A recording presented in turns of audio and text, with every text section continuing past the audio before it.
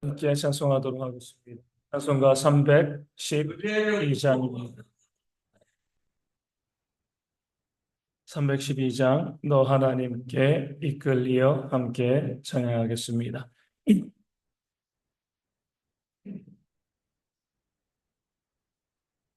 312장입니다.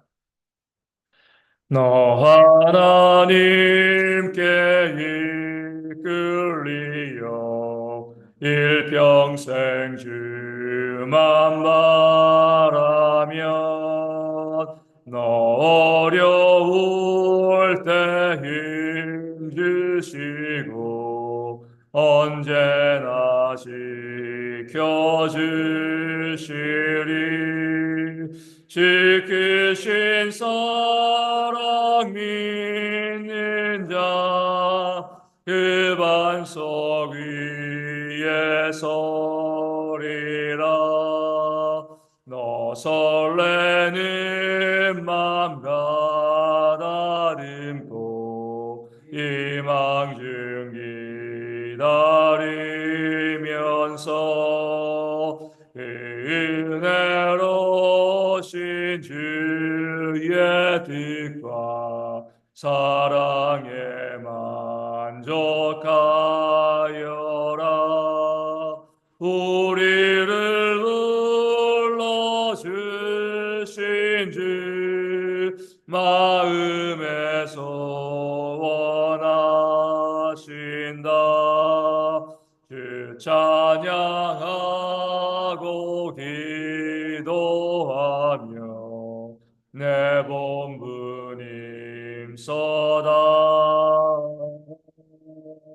주 약속하신 모든 은혜 내게서 이루어지리라. 참되고 의지하는 자 주께서 기억하시리.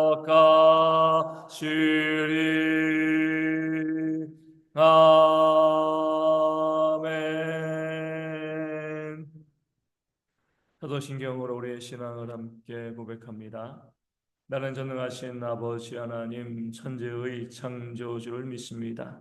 나는 그의 유일하신 아들 우리 주 예수 그리스도를 믿습니다.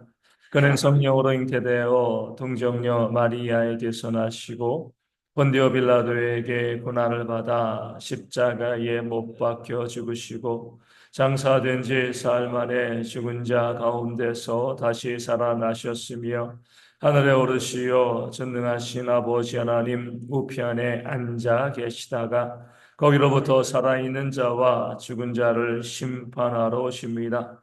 나는 성령을 믿으며 거룩한 공교회와 성도의 교제와 죄를 용서받는 것과 몸의 부활과 영생을 믿습니다. 아멘.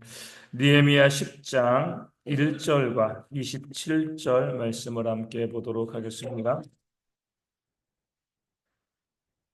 느헤미야 10장 1절 그리고 쭉 넘어가서 27절 우리 제가 쭉 다 읽어야 되는데 이름이 나와 있기 때문에 처음과 끝절만 제가 읽도록 하겠습니다. 그 임봉한 자는 하갈의 아들 총독 느헤미야와 시드기야. 27절입니다. 발룩, 하림, 바나이니라. 아멘. 느헤미야 10장을 시작하면서 1절부터 27절까지는요. 임봉한 자는 임봉한 사람, 이 사인하고 이 임봉한 사람들의 이름이 쭉 나와 있습니다. 무엇을 임봉했죠? 무엇을 사인했습니까? 우리 앞선 9장 38절 보면 언약을 세운 거죠. 우리가 하나님을 이렇게 섬기겠습니다. 이렇게 헌신하겠습니다. 이런 삶을 살겠습니다. 책임지겠습니다. 그렇게 그 내용을 쳤고요. 다 자기의 이름을 기록했습니다. 우리 느헤미야부터 시작해서 쭉쭉 나도 해서 많은 사람들의 이름이요. 그 임봉한 문서 가운데 들어가 있습니다. 내용보다 어떻게 보면 이름이 더 길었을 수도 있습니다. 이들은요, 우리 38절에 있는 것처럼 백성들의 방백들, 레위 사람들, 또 제사장들, 그 이스라엘 민족들의 지도자들이었습니다. 그들이 우리가 이렇게 헌신하겠습니다. 이렇게 하나님 뜻대로 순종하며 살겠습니다. 내용을 적고요. 자기의 이름을 하나씩 하나씩 기록하면서 느헤미야 10장 1절부터 27절까지 그 이름을 적어서 인봉에 놓은 거죠. 성경에서 이런 이름들이 쭉 나오면 좀 지루하기도 하고 또 당황스럽기도 합니다. 성경이 얼마나 중요한 책인데 그 1.1획도 천지가 없어지기까지 다 사라지지 않는 그런 귀한 책인데 굳이 이 사람들의 이름을 적을 필요가 있고 이 사람들의 이름을 우리가 읽고 알아야 될 필요가 있는가? 누군지 모르는 거잖아요. 물론 제일 처음에 나온 느헤미야는 압니다. 근데 나머지 사람들은요, 거의 다 우리가 알지 못하는 사람들입니다. 지금 이 시대를 살아가고 있는 사람들, 뭐 전 세계에 정말 수십억의 사람들이 살고 있는데 우리가 그 사람들 이름을 다 알아야 되나요?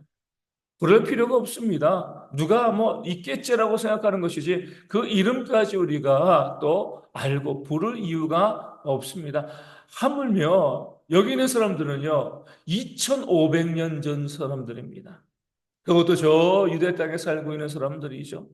2500년 전이면 우리 이 대한민국 이 땅을 보면은요, 이 고조선 시대입니다.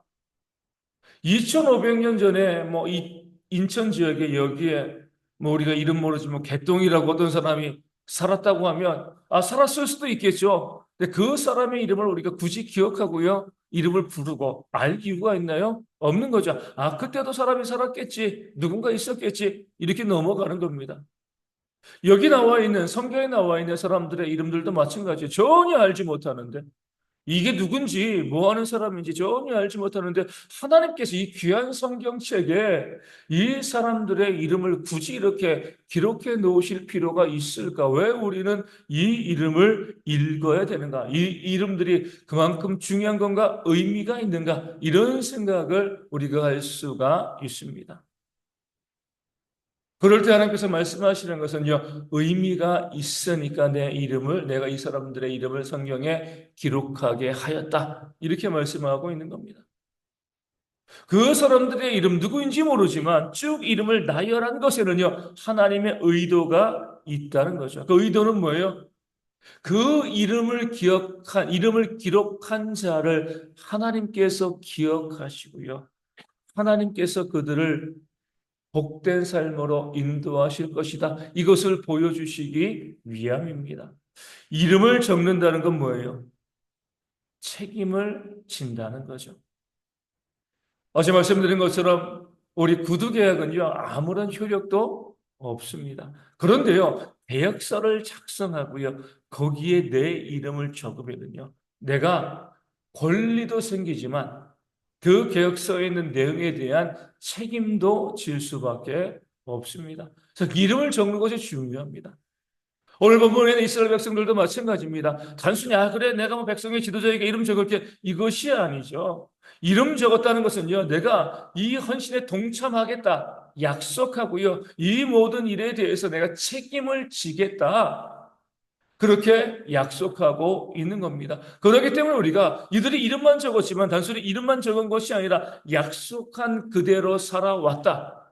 그 약속한 그 내용을 지켰다. 우리가 알 수 있는 거죠. 하나님을 향한 그 순종과 헌신의 삶에 이들이 동참하였다. 이 사실을 알게 되어집니다. 그러니 하나님께서 이름을 적고요. 그 헌신의 사역 가운데 동참하며 그 공동체를 위해서 책임지려고 하는 책임성 있는 그 삶을 살아가는 이 백성들, 이들 1절부터 27절 가운데 있는 이 사람들에게 왜 하나님께서 은혜와 복을 주시지 않겠습니까? 당연히 은혜와 복을 넘치도록 내려 주셨을 겁니다. 오늘 하나님께서 이 말씀을 통해서 우리 가운데도 알려줍니다. 2500년 전에 이렇게 자기의 이름을 적은 자들이 있지 아니하냐. 외면하고 책임지지 않으려고 회피한 것이 아니라 내가 백성의 지도자로서 내가 이 백성 공동체에 대한 책임을 지고 마땅히 헌신하고 마땅히 수고하겠다. 그렇게 이름을 적은 자들, 내가 그들에게 복 준 것처럼 이 시대도 마찬가지라는 거죠. 하나님의 공동체를 위해서 내가 마땅히 감당해야 될 그 헌신의 일에 내가 동참하고요. 내 이름을 적고 책임을 지려고 하는 그런 성도들에게 하나님께서 마땅히 은혜와 복을 주시겠다. 이 사실을 알려주기 위해서 1절부터 27절까지 이들의 이름을 쭉 기록하고 또 적어 내리게 하신 겁니다. 그 어떤 사람도요, 우리가 헌신하는 자에게 주시는 복이 있다는 것을 부정할 수가 없습니다. 하나님께서는요, 우리를 그냥 예수님의 십자가의 보혈로 구원하시고 이제 너희가 믿었으니까 구원받고 영생에 올라가 이렇게 우리를 세우신 것이 아니죠. 모든 믿는 자들에게 무엇이 있어요? 하나님께서 맡기신 사명이 있습니다. 그 사명은 각자 다를 수 있지만 우리 모두에게는요, 하나님께서 맡기신 그 사명, 그 헌신과 그 동참에 대한 하나님의 요구가 있습니다. 그럴 때 우리가 내가 하나님의 백성으로서 내 이름을 적고요. 내가 마땅히 하나님을 위해서 수고하고 헌신하고요. 이 헌신의 사역 가운데 교회를 세우는 이 일 가운데 내가 동참하겠습니다. 라고 앞으로 나서는 그런 성도들에게 하나님께서 그 이름을 기억하시고 그 동참하는 자들의 그 얼굴을 기억하시고요. 그들의 삶에 은혜와 복을 부어주실 것이다. 성경은 분명히 우리 가운데 말씀하고 있습니다. 어떤 것도요. 내가 아무것도 안 하는데 하나님께서 주시는 그런 복과 은혜는 존재하지 않습니다. 우리가 달란트의 비율을 보게 되어지면 5달란트 받은 자가 있고요. 2달란트 받은 자가 있고요. 1달란트 받은 자가 있습니다. 5달란트 받은 자와 2달란트 받은 자는요. 그 주인이 맡긴 그것, 그 사명을 가지고 최선을 다해서 애쓰고 노력하여서 5달란트 받은 자는 5달란트 남기고요. 2달란트 받은 자는 2달란트 였습니다. 그들에게 주신 그 은사의 분량대로 맡긴 사명대로 이름을 적어가며 헌신하고 수고했을 때 하나님께서 착하고 충성된 종아 칭찬하시고 더 큰 은혜와 상급을 그들 가운데 부어 주셨습니다. 1달란트 받은 자는요. 그것을 땅에 묻어놓고요. 아무것도 하지 아니하였죠. 그럴 때 주인이 다시 돌아와서 그것을 계산할 때 그 1달란트 받은 종에게 이야기합니다. 이것을 은행에 맡겨가지고 변리하는 자들에게 맡겨서 이자라도 만들어낼 것이 아니냐. 왜 땅에 묻어두고 아무것도 남기지 아니하였느냐. 왜 그 수고와 헌신 가운데 동참하지 아니하였느냐. 그러면서 그에게 이렇게 책망합니다. 악하고 게으른 종아. 이 말씀 우리 가운데 아주 중요한 말씀을, 중요한 의미를 말씀하고 있는 거죠. 게으른 것은요, 악한 거라. 느린 것은 문제 없습니다. 느려도 헌신에 동참할 수 있어요. 하지만 게으른 것, 마땅히 내가 감당해야 돼. 하나님께서 맡기신 그 책망, 이 사명과 그 책무가 우리 가운데 있음에도 불구하고 내가 게을러서 그것을 감당하지 못하는 것은요, 악한 겁니다. 그 악한 자에게 하나님께서는 영원한 지옥의 형벌을 명하였습니다. 내게 주어진 사명이 있는데 내가 마땅히 그것을 감당해야 되는데 그 사명을 감당하지 아니하고요. 그 책무를 감당하지 않고 그 이름을 적지 아니하고요. 그 책임을 다하지 아니하고 나는 상관없어. 그러면서 그 책임을 피하고요. 그 헌신의 삶을 피하는 자에게 하나님은요, 그것은 악한 것이고, 그것은 게으른 것이고, 그러기 때문에 내가 너희를 심판할 것이다. 하나님께서 말씀하고 있는 겁니다. 하나님의 교회 가운데 우리가 모든 성도들에게 함께 그 책임을 다하고 헌신의 삶 가운데 동참하기를 원하고요. 그 이름을 적기를 원하는 이유는요. 그들의 것을 빼앗기 위한 것이 아니죠. 그 이름을 하나님께서 기억하시고 헌신에 동참하는 자들을 기억하시고 그 동참하는 자들에게 하나님께서 복을 주시기 때문에 그렇습니다. 복 받기 위해서 은혜를 누리기 위해서 그 이름을 적고 헌신하고 하나님의 은혜 가운데 그 삶을 드릴 것을 또 요청하고 있는 겁니다. 그렇게 하지 아니하고요. 내가 책임지기 싫으니까 그 책임 가운데 내가 자유롭고 싶으니까 어떤 헌신에도 동참하지 아니하고요. 피하는 자들은요. 1달란트 묻어둔 것처럼 하나님께서 봤을 때 내가 너에게 맡긴 사명이 있는데 너희에게 원하는 책무가 있는데 그것을 감당하지 못하였기 때문에 너희는 악하고 게으른 종 영영한 그 형벌에 너희가 처해질 것이라는 께서 말씀하게 되어 지는 겁니다. 그런 면에서 보면은요 우리가 믿음 생활하면서 큰 교회 가운데 그런 경우들이 참 많이 있잖아요. 대형 교회에 정말 많은 성도들은요 교회 주일날 예배에 한번 참여하고, 요즘도 뭐 주일날 예배도 참여하지 않죠. 온라인으로 참여하고, 그리고 마땅히 그들이 헌신해야 될 그 헌신의 삶에 동참하지 않고 예배만 왔다가 하는 그런 모습들이 있습니다. 우리가 그런 모습을요, 봤을 때 두려워해야 되는 거죠. 한 달 한 대 받은 자의 모습이 되어질 수 있기 때문에 그렇습니다. 하나님께서는요, 그냥 우리를 구원하신 것이 아니라 예수님의 십자가의 보혈로 우리를 구원하셨고, 그렇게 구원받은 자이기 때문에 우리에게 주신 그 사명이 있고요. 그 사명을 잘 감당하기를 하나님께서는 원하시고 명령하신 겁니다. 맡은 자에게 구할 것은 충성이라 그랬어요. 구원받은 모든 백성들에게는요, 마땅히 하나님께 충성하고 헌신해야 될 그 삶이 있고요. 그것은요, 단순히 우리 것을 쏟아붓는 것이 아니라 그렇게 헌신하고 충성함으로 하나님이 그 이름을 기억하시고 그 모습을 기억하시고 우리 가운데 복 주시겠다 약속하셨기 때문에 또한 기쁨과 즐거움으로 헌신하는 그런 삶의 모습들이 우리 모두 가운데 있어야 할 줄로 믿습니다. 지금도 우리의 이름이요, 하나님의 생명책에 기록되어 있다. 하나님께서 그 이름을 보시고 우리를 기억하신다. 그 사실을 기억하시고요. 우리도 하나님께서 원하시는 그런 사명, 내게 맡기신 그 이 사명과 그 은사와 그 책무가 무엇인지 깨달아 알고요. 그 일 가운데 더욱더 충성되고 헌신함을 통하여서 하나님께서 주신 은혜의 복을 받아 누리시는 대형의 모든 성도 되어질 수 있도록 내 삶에 이 교회 모든 성도 가운데 그런 은혜의 복이 넘치는 그런 모습이 있도록 이하심에 함께 축복하며 함께 기도하기 원하고요. 우리 대형교회가 모든 성도들이 한 성도도 빠짐없이 그 헌신이 무엇이건 내게 주신 은사대로 헌신함으로 헌신의 동참함으로 복을 받아 누리는 그런 교회가 되어질 수 있도록 또한 기도해 주시기를 바라겠습니다. 주일날 성찬 예식이 있습니다. 함께 기도하고 또 준비하심으로 그 성찬의 은혜를 누리는 우리가 될 수 있도록 기도하여 주시고요. 육신의 질병에 있는 분들, 또 삶의 문제와 또 경제적인 어려움이 있는 분들 하나님 은혜 가운데 고침받고 나음받고요, 체험받고 회복되어지는 귀한 역사가 있도록, 또 선교지 교회와 작은 교회들도 부흥할 수 있는 그런 역사가 있도록 이 아침에 함께 기도하도록 하겠습니다. 기도문 하시겠습니다.